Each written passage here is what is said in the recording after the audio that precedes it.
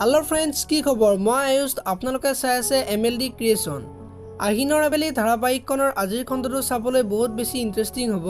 কিয়নো আজিৰ খণ্ডটো ৰাজফুকনে হাতত পিস্তল লৈ অদিতিহঁতৰ ঘৰলৈ যাব আৰু ৰাজফুকনক দেখি আচৰিত হৈ পৰিব ৰাজফুকনে অদিতিক হাতত ধৰি গাড়ীত উঠাই লৈ যাব তাৰ পিছত ৰাজফুকনক গ্ৰেপ্তাৰ কৰিব গলে অদিতিক মাৰি পেলাম বুলি ক'ব এতিয়া বাৰু অদিতিক ৰাজফুকনৰ হাতৰ পৰা উদ্ধাৰ কৰিব পাৰিবনে নীৰৱে এতিয়া কি কৰিব দেখিবলৈ পাব আহিনৰ আবেলি ধাৰাবাহিকখনৰ আজিৰ খণ্ডটোত ইফালে দিগন্তই ৰাজফুকনে অদিতিৰ লগত কৰা ঘটনাটোৰ বিষয়ে বাতৰি বনাই প্ৰকাশ কৰিব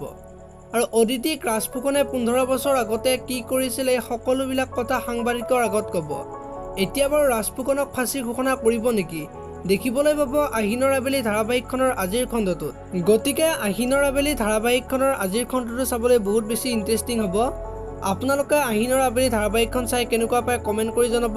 আৰু আপোনালোকে যদি এতিয়ালৈকে ভিডিওটো লাইক কৰে লাইক এটা কৰি দিব আৰু এনেকুৱা ধৰণৰ ভিডিও পাই থাকিবলৈ চেনেলটো সাবস্ক্ৰাইব কৰি বেল আইকনটো প্ৰেছ কৰিব ধন্যবাদ।